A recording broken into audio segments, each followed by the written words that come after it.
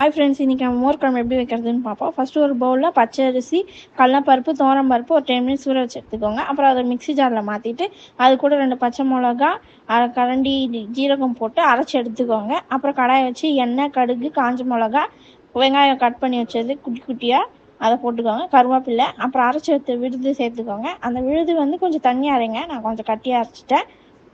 நல்லா அதை கலந்து விட்டுக்கோங்க. அது கலந்து விட்டதுக்கப்புறம் தேவையான அளவு உப்பு, மஞ்சத்தூள் எல்லாம் போட்டு நல்லா கலரி விட்டுக்கோங்க.